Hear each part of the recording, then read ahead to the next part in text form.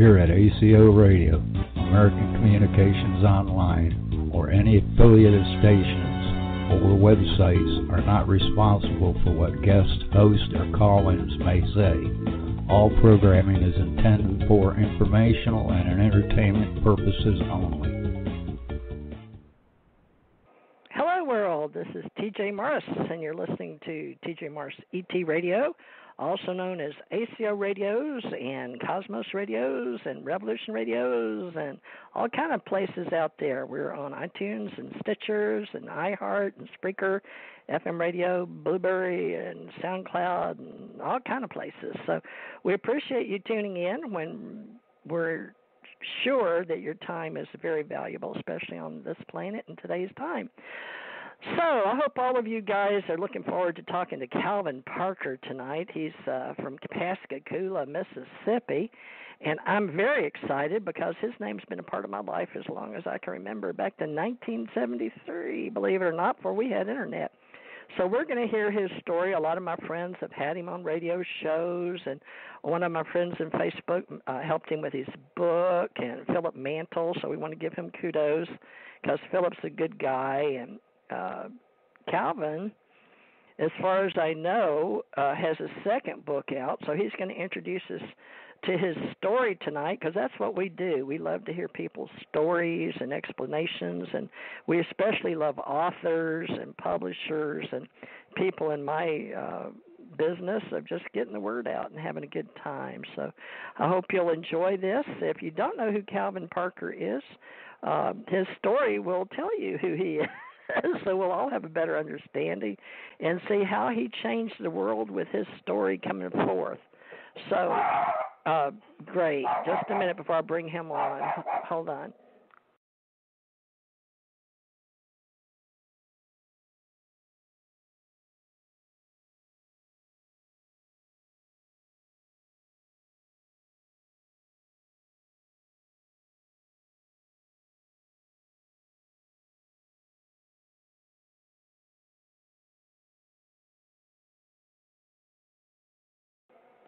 Okay, I'm back. Oh, my goodness.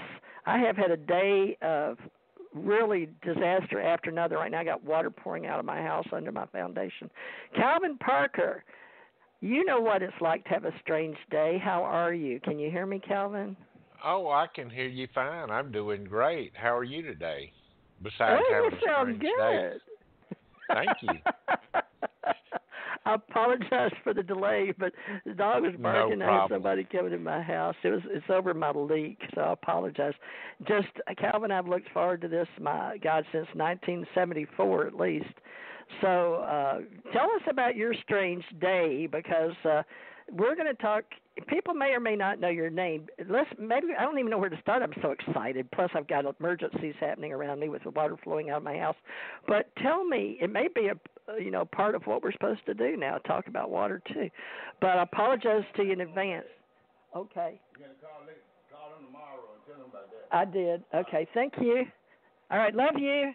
Okay, at least he looked at it. Water tank's gone bad, so it's just flowing out of the water tank. So now we know that's what it is. Okay, water tank went bad.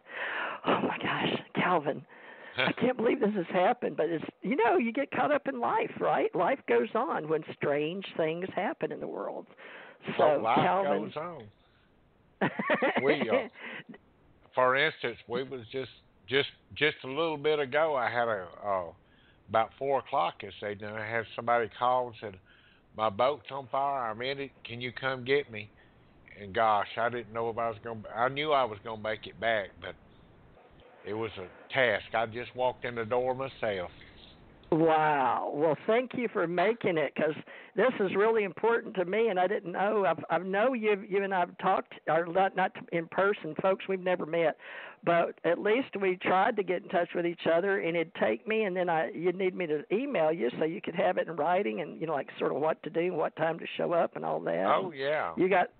You got things coming up, like you said, busy person, and life just goes on around us, folks. But we're going to be as real as we can, because we both had some strange things happen and similar stuff. And Calvin, do you have a middle name, or because we put Calvin Parker? That's what Calvin Parker Pascagoula.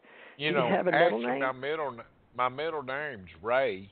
I never really use it except on contracts or checkbooks or something like that. Mhm. To be honest with you, since 1973, I very seldom use my real name. Nobody. I lived I in this didn't know neighbor. that. Yeah, I lived in this neighborhood since before Katrina, and up until I did the book, nobody knew what my name was or anything. I just didn't get out and circulate around. I didn't want to meet people. I didn't want nobody to know who I was. So I kept a low profile, stayed on the water, just kind of stayed to myself. I was a recluse, I guess. Yeah, that's the way I am.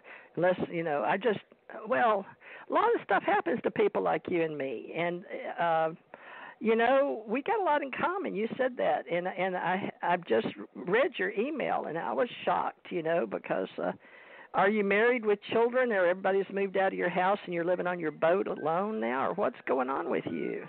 No, I'm still married. I have one daughter. She lives in Covington, Louisiana. Her husband is a dentist, and she's a dental hygienist.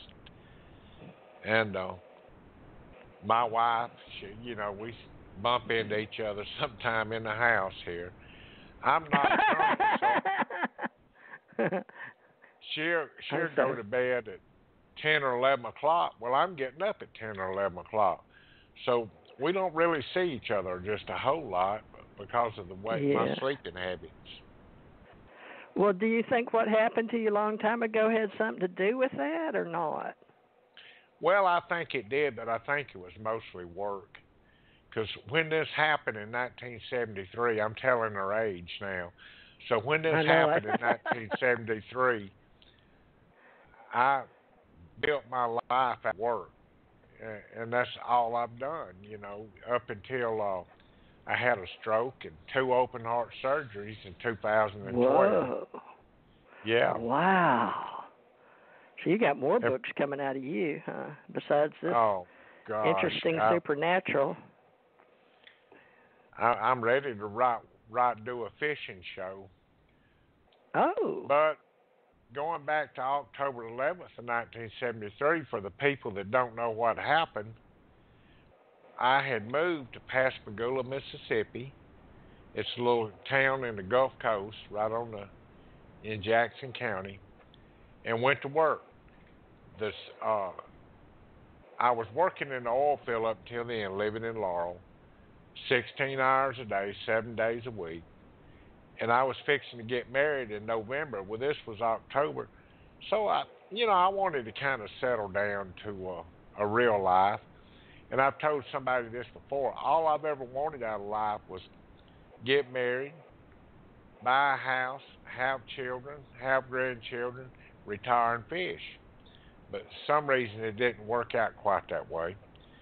So I took this job at a shipyard in Pascagoula, Mississippi, with a friend of mine, and I rented one of his rooms out. And my first day down, we went to work.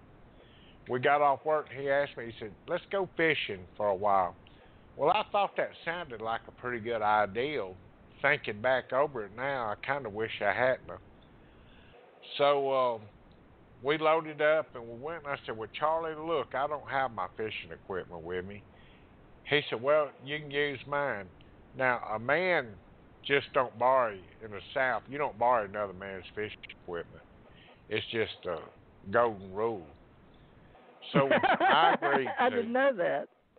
Yeah, Always use somebody else's. Yeah, you get more ahead just going in and getting his wife and leaving with her than you will his fishing equipment.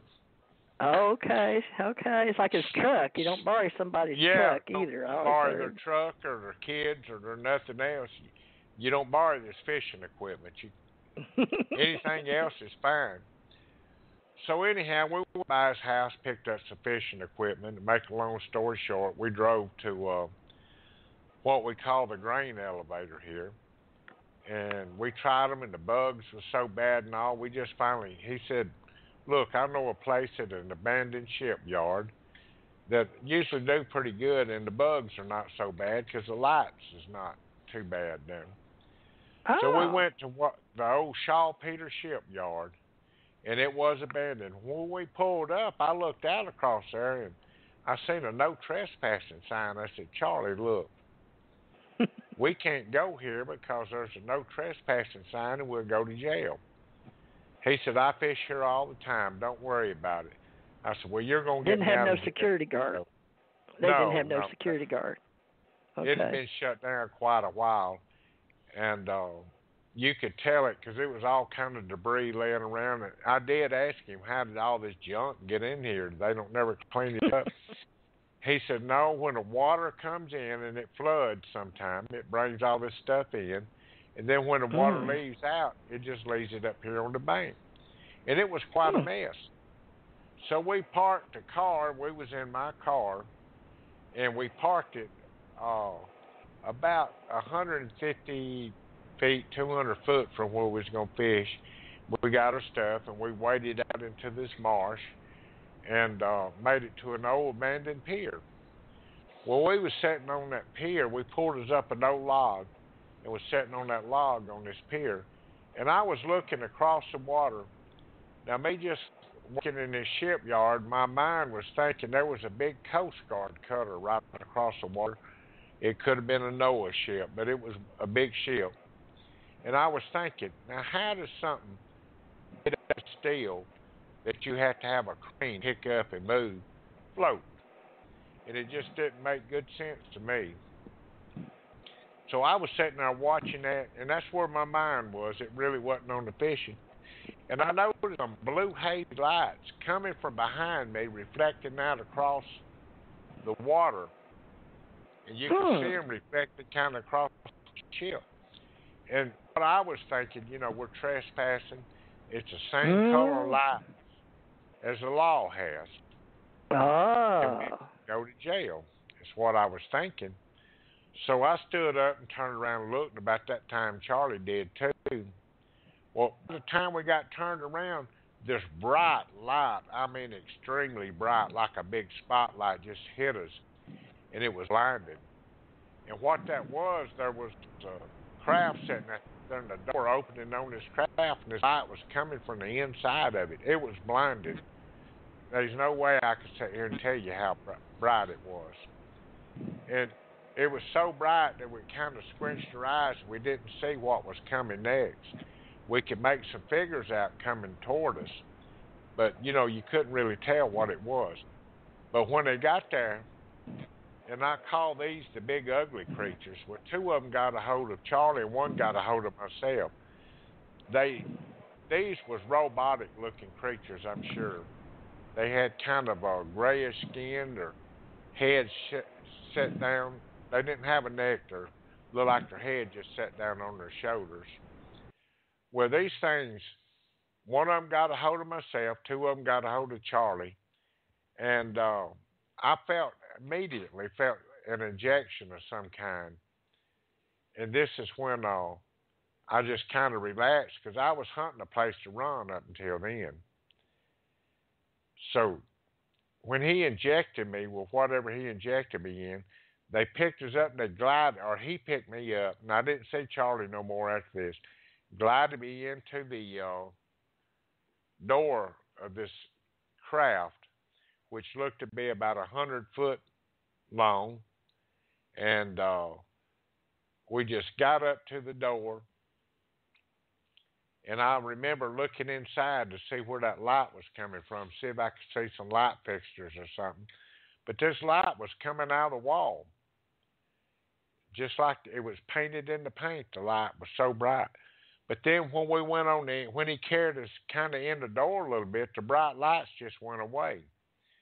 And he made a left turn with me, and then he made a right turn. And he put me in a room in there, and there was a table. It had to be one of the prettiest tables I've ever seen, examination table, I guess what it was. And they laid me on this thing at about a 45-degree angle. Well, I was looking straight up, and I couldn't move nothing but my neck. I could roll my head a little bit, my eyes a little bit. And this thing came out of the wall, and it came out of the ceiling, and come down and stopped about a foot.